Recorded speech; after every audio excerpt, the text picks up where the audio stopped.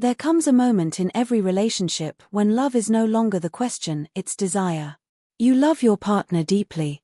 You share memories, laughter, perhaps children, a home, a life. But somewhere in that beautiful familiarity, the spark begins to fade. The longing, the anticipation, the pulse of excitement that once felt effortless now feels elusive. And you start to wonder, how can we desire what we already have? The paradox between love and desire is one of the most compelling tensions in human relationships. Love seeks to minimize distance, it thrives on closeness, comfort, and familiarity. It builds safety, routine, and emotional connection.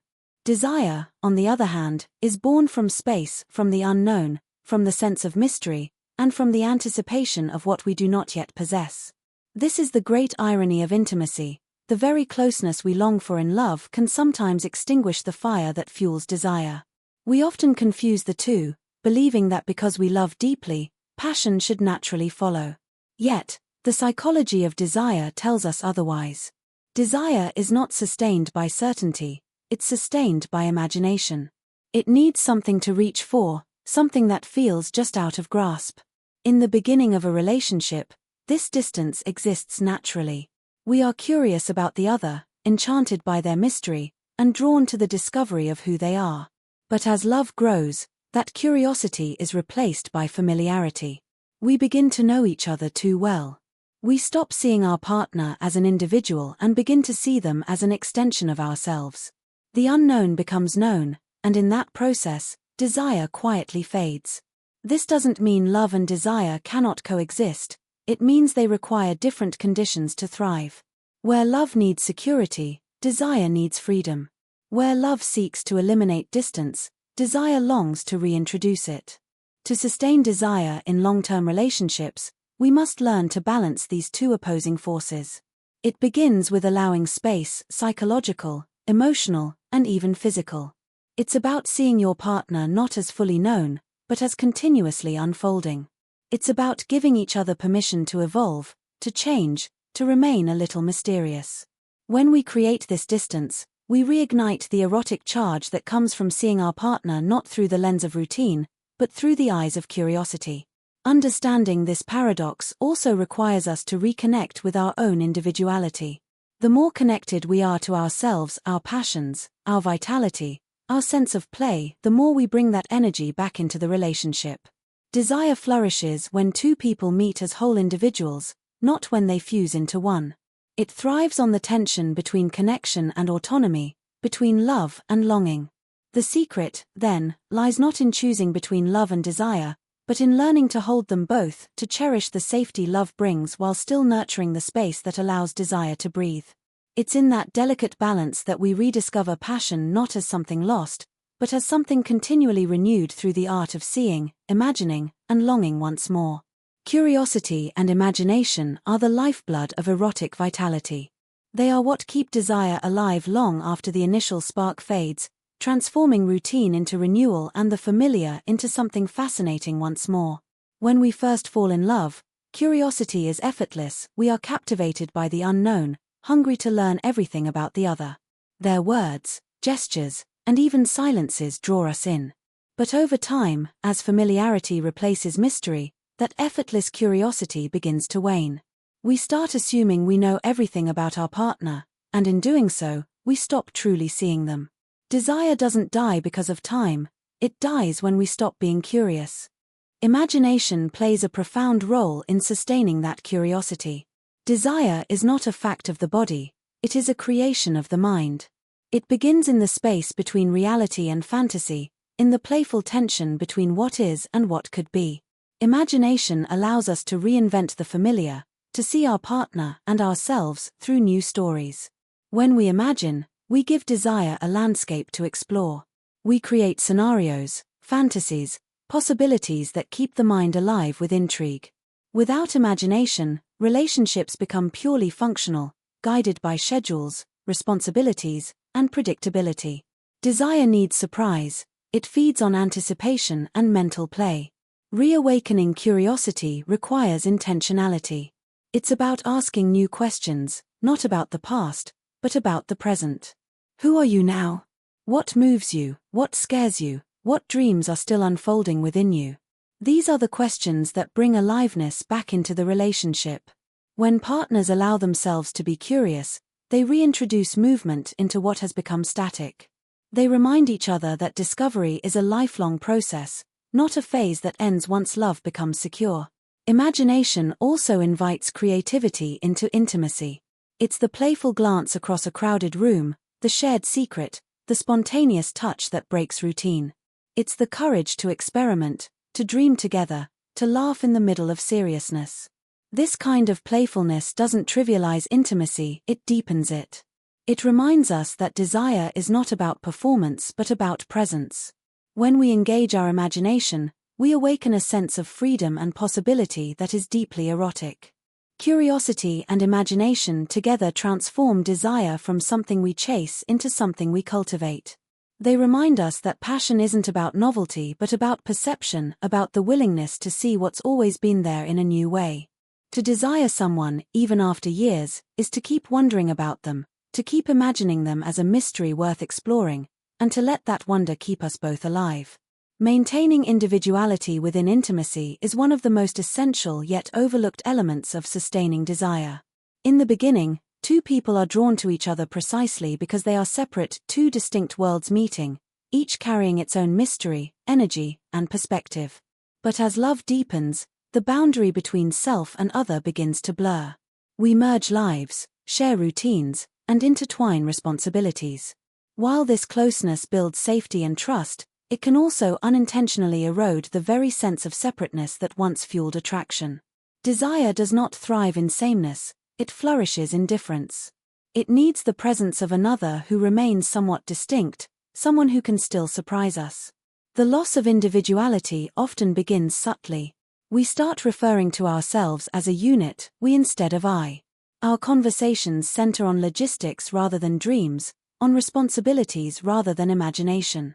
Slowly, the edges that once defined us begin to fade. Yet those edges are what give desire its spark. To long for someone, we must see them as other, not as a mirror, but as a mystery. The paradox of love is that while we crave closeness, we also need distance.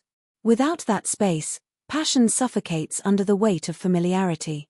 Reclaiming individuality within intimacy means giving yourself permission to remain a whole person within the relationship. It means nurturing your own passions, friendships, and inner life, rather than expecting your partner to be your entire world. When we invest in our own aliveness, we bring that energy back into the relationship. The more alive we feel as individuals, the more we have to offer each other. This autonomy isn't a rejection of love, it is a redefinition of it. Love is not about losing yourself in another, but about being fully yourself in their presence. Desire is fueled by the recognition of the other's independence, by the awareness that your partner is a complete being with thoughts, dreams, and experiences that exist beyond your shared life. This awareness creates the tension that desire needs to thrive. It invites curiosity, admiration, and even a touch of uncertainty, that feeling of not fully owning the other person, of continually discovering who they are becoming. In the deepest sense, individuality is what allows love to breathe. It brings vitality to connection and keeps attraction alive across time. When both partners honor their own identity and respect the other's autonomy, they create a dynamic where love and desire coexist, feeding each other in an ongoing dance of closeness and distance, familiarity and discovery, belonging and freedom, the dance that keeps the relationship alive with both intimacy and passion. Transforming routine into ritual is one of the most powerful ways to keep desire alive within long-term relationships. Over time, familiarity can dull the senses, and the daily rhythm of shared life can begin to feel predictable. What was once exciting becomes automatic, and what once felt extraordinary becomes ordinary. Yet, the difference between routine and ritual is not in the action itself, but in the meaning and attention we bring to it. Routine is repetition without awareness, while ritual is repetition with intention. It is through ritual that we can transform the ordinary into something sacred, intimate, and alive. In the early stages of love, everything feels charged with significance. Every glance, every touch, every conversation carries anticipation. But as relationships evolve, that heightened awareness often fades, replaced by the efficiency of getting through the day. We stop noticing the small gestures that once made us feel connected. Desire, however, is nourished by mindfulness, by being fully present in the moments we share. When we turn a simple act into a ritual, we infuse it with meaning and attention, restoring that sense of presence.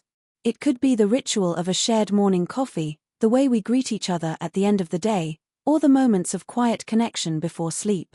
These acts, when done with intention, become reminders of intimacy and care. Rituals also create a container for emotional and erotic connection. They slow down time and bring awareness to the body, the senses, and the emotions that are often buried beneath daily demands. A ritualized touch, a deliberate kiss, or a shared look of acknowledgement can reignite the sense of connection that routine tends to erode. It's not about grand gestures, but about cultivating presence, choosing to truly see and feel one another rather than moving through the motions. Transforming routine into ritual also requires creativity and curiosity. It's about reimagining familiar experiences in new ways, changing the setting, introducing surprise, or adding playfulness to what once felt mundane. These small disruptions awaken the mind and body, reminding us that the erotic is not confined to a specific place or time. It is an attitude, a way of being alive to the moment. When partners create rituals of connection, they reaffirm their bond not out of obligation but out of choice. Each ritual becomes an act of renewal, a way of saying, I am still here, and I still choose you. Through ritual, we reintroduce magic into the everyday, turning time spent together into something sacred, intentional, and full of life. It is in these simple but meaningful gestures that love and desire find their rhythm again, reminding us that passion is not lost in routine but reborn through the art of attention.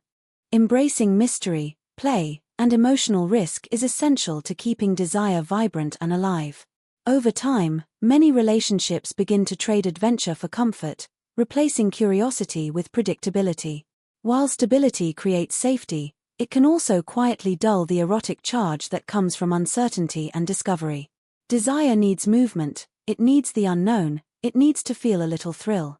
Mystery is not about secrecy or manipulation, it is about preserving a sense of wonder, the recognition that your partner is not entirely yours to know, that there are still hidden corners within them, and within yourself, waiting to be explored. This sense of mystery keeps attraction alive because it reminds us that we are both constantly evolving, that there is always something new to uncover. Play is another vital ingredient in this dance of desire. It allows us to reconnect with spontaneity, imagination, and joy, the qualities that make us feel most alive. When we play, we suspend judgment and step outside the constraints of routine. We take emotional risks, experiment with new ways of being together, and allow laughter to replace pressure. Play breaks down walls and opens space for curiosity and exploration. It brings lightness to intimacy, allowing partners to rediscover each other in ways that feel fresh and exciting. Desire thrives in this environment of creativity because play reawakens the body's natural sense of wonder and possibility. Emotional risk, meanwhile, is the bridge that connects safety with aliveness. It means allowing ourselves to be vulnerable, to express longing, to reveal the parts of us that crave connection but fear rejection.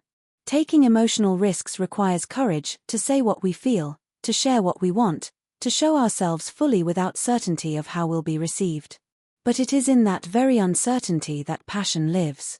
When both partners dare to step into emotional risk, they keep the relationship dynamic, real, and alive. They remind each other that desire is not about perfection, but about presence, about daring to feel, to connect, to be seen. To embrace mystery, play, and emotional risk is to cultivate an erotic mindset, one that welcomes the unpredictable, that invites adventure, that finds beauty in the tension between closeness and distance. It is not about chasing excitement outside the relationship, but about bringing vitality back into it by continually rediscovering each other. Desire is sustained not by certainty, but by curiosity, courage, and the willingness to stay open to surprise. When we allow love to meet playfulness, and security to meet risk, we step into the full aliveness of intimacy, a place where passion is not something to find, but something to continuously create. Erotic intelligence flourishes when we learn to connect with our own aliveness, the energy that fuels not only desire but also creativity, joy, and meaning. Many people mistakenly believe that passion depends entirely on their partner, when in truth, it begins within. Desire is not something we receive, it is something we generate. It comes from feeling connected to our vitality, from inhabiting our bodies fully, from feeling awake to our own senses. When we lose that connection through stress, routine, or emotional exhaustion, desire begins to fade. The more alive we feel within ourselves, the more we bring that energy into our relationships. Erotic energy is, at its core, life energy. It is the pulse that reminds us we are still growing, still curious, still capable of transformation. Too often, people look to their partner to reignite passion, forgetting that the foundation of erotic connection is self-awareness. To feel desirable, we must first feel alive. That aliveness comes from engaging in experiences that stimulate the senses, from nurturing creativity, and from giving ourselves permission to feel pleasure without guilt. When we feel alive, we radiate presence, and presence is deeply attractive. It draws others in, not through effort or seduction, but through authenticity. This vitality becomes contagious, creating a natural magnetic pull between two people.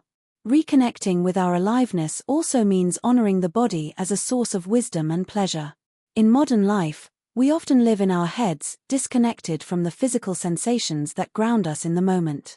Erotic intelligence invites us back into the body, to slow down, to feel, to listen.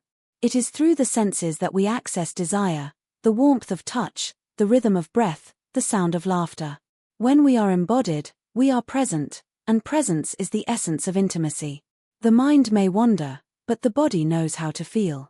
This connection to vitality also extends beyond physical pleasure. It touches how we express ourselves in the world, our creativity, our purpose, our curiosity. The same energy that drives eroticism fuels our capacity for art, imagination, and growth. When we suppress it, we don't just lose passion, we lose a part of ourselves. To reconnect with that energy, we must give ourselves permission to feel joy, to take risks, to play, to create. The erotic self is not separate from who we are, it is the most alive part of our humanity. When we nurture it, we not only revive desire in our relationships but also reignite our connection to life itself, turning existence from something we endure into something we truly experience. Reclaiming the erotic self is an act of empowerment and wholeness. It is about returning to the parts of ourselves that have been buried beneath duty, expectation, and fear. Many people lose touch with their erotic selves not because desire fades, but because life demands so much. Careers, responsibilities, family, and the pursuit of stability often take precedence over passion. Over time, we begin to live from the outside in, shaped by what others expect rather than by what we truly feel. The erotic self, however, lives from the inside out. It is the part of us that is instinctive, creative, expressive, and deeply connected to our sense of being alive. To reclaim it is to remember that we are not only partners, parents, or professionals, we are also beings with a pulse, with longing, with imagination. This reclamation begins with self-permission. Permission to feel pleasure, to want, to express, to exist beyond roles. Many people have learned to suppress their desires, seeing them as shameful or impractical. But denying the erotic self disconnects us not only from passion but from authenticity. When we silence desire, we silence vitality. Reclaiming it is not an indulgence, it is an act of self-truth. It requires listening to the quiet voice within that says, "I want more." That voice is not greedy or selfish, it is the call toward fullness, toward wholeness. To reclaim the erotic self is also to confront the fears that keep us small, the fear of being judged, of being too much, of stepping outside the boundaries that make others comfortable. Yet, the erotic is not about transgression for its own sake, it is about freedom. It is about reclaiming ownership of one's body, one's pleasure, one's narrative. It is an invitation to live with curiosity and boldness, to allow ourselves to feel deeply, to move beyond the mechanical patterns of existence and into something more vivid, more awake. When a person reconnects with their erotic self, they begin to radiate presence and confidence. They move through the world with a sense of grounded vitality. This energy naturally enhances intimacy, because desire that comes from within is magnetic, it doesn't chase, it attracts. Partners who have reclaimed their erotic selves bring freshness and playfulness back into their connection because they are no longer dependent on the other for stimulation, they bring their own aliveness to the space between them. Reclaiming the erotic self is ultimately about remembering that desire is not something to be found in another, but something to be reawakened within. It is the return to oneself, to the pulse of life, and to the joy of being fully, unapologetically alive. Desire thrives in the space between two people, and one of the greatest challenges in long-term relationships is learning how to preserve that space without feeling disconnected. The longer two people are together, the more their lives intertwine emotionally, practically, and often physically. This merging brings comfort and belonging, yet it can also erode the tension that fuels attraction. Desire needs distance, not in the form of emotional withdrawal but as a sense of individuality and mystery that keeps curiosity alive. When everything becomes shared, predictable, and known, the element of surprise disappears, and with it, the spark of longing that once came so naturally. To sustain desire, partners must learn the art of balancing closeness and separateness. It begins with the recognition that passion and intimacy are not the same. Intimacy is about knowing, desire is about wanting. Love seeks to close the gap, but desire often lives in it. This paradox means that in order to stay connected erotically, we must allow moments of disconnection, moments where we step back into ourselves, where we become slightly unreachable, not as a defense, but as a reminder that we are still two distinct beings. This emotional breathing room creates the tension that desire feeds on. Creating this space is not about physical distance or detachment, it's about perspective. It's seeing your partner not through the lens of habit, but through the eyes of curiosity. It's noticing their independence, their strength, their uniqueness. It's allowing yourself to be surprised by who they continue to become. When partners maintain their own worlds, their interests, passions, and identities, they bring vitality back into the relationship. Each returns to the other not out of obligation but out of genuine intrigue. This exchange of energy between two whole, evolving individuals reignites desire and keeps it alive. It is also about nurturing one's inner world, staying in touch with what makes you feel alive, creative, and inspired. When we lose touch with ourselves, we lose the ability to meet the other with freshness. Desire is not sustained through constant closeness, but through the dance between connection and autonomy, between the known and the unknown. When we allow our partner the freedom to be fully themselves, we create space for desire to grow. Love may make us feel safe, but desire reminds us that we are still curious. When both coexist, when two people can be close yet remain separate, intimacy becomes deeper, and desire continues to breathe, alive in the delicate balance between familiarity and fascination. Communication is often spoken of as the foundation of strong relationships, yet when it comes to desire, the kind of communication that truly sustains passion goes beyond words. It's not only about what is said, but about how we listen, how we reveal, and how we respond to what is unspoken. In the realm of the erotic, language is both a bridge and a veil.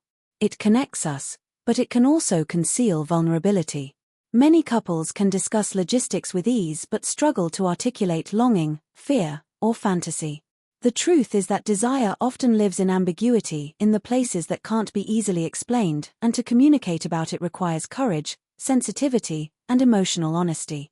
In the beginning of a relationship, communication is filled with curiosity. We ask questions not just to know, but to feel close. We listen with fascination, not with judgment. Over time, as familiarity grows, that curiosity is replaced by assumption. We stop asking and start believing we already know. But true communication, especially around intimacy and desire, demands continual curiosity. It asks us to listen, not to reply, but to understand. It invites openness to our partner's evolving needs and to our own. Desire changes over time, and without honest expression, it quietly fades under the weight of silence. The kind of communication that fuels desire is not about solving problems but about sharing presence. It's about speaking the truth of what we feel even when it's uncomfortable and creating a space where both people can express without fear of judgment. This kind of vulnerability deepens connection, but it also preserves difference, because it allows each person to stand in their truth. Expressing longing, disappointment, or fantasy requires emotional risk, yet it's in that risk that intimacy and attraction grow. When we dare to reveal our inner world, we invite our partner to see us more fully, and that act of revelation can reignite desire. Nonverbal communication also plays a vital role. The tone of voice, the rhythm of breath, the warmth of touch, these are languages of the body that speak directly to the erotic self. A look, a pause, a gesture can communicate more than words ever could. To truly connect through desire, partners must learn to read and respond to these subtle cues, to listen with the whole body. When communication becomes embodied, it transforms intimacy from something ordinary into something electric. The art of communicating desire, then, is not about perfect phrasing, but about presence, the willingness to stay open, to express, to listen, and to be moved by the vulnerability that makes passion possible. The ability to sustain desire over time is not about keeping the same intensity that marked the beginning of a relationship, but about evolving with it. Passion matures when it is allowed to transform, when partners understand that desire is a living energy that shifts as they do. In the early stages, desire thrives on novelty and anticipation, the thrill of the unknown, the excitement of discovery. But as years pass, familiarity replaces uncertainty, and the relationship becomes rooted in love, trust, and routine. For many, this shift feels like a loss, yet it is actually an invitation. It calls for a deeper, more intentional way of engaging with each other, one that embraces growth, curiosity, and continual renewal. Sustaining desire means learning to fall in love with the same person again and again, not because they have changed completely, but because we continue to see them with new eyes. To sustain desire, we must first accept that it cannot be constant. It ebbs and flows, responding to life seasons, to emotional distance and closeness, to stress and freedom. The goal is not to preserve an unbroken flame but to keep returning to it, to keep tending it with care and imagination. This requires presence, noticing when connection feels dull, when curiosity has faded, and choosing to reawaken it rather than resigning to its absence. Passion is not lost by time, it fades when it is no longer nurtured. Sustaining it is a daily practice of awareness, intention, and choice. Growth plays a crucial role in this renewal. As individuals evolve, their desires, boundaries, and needs shift as well.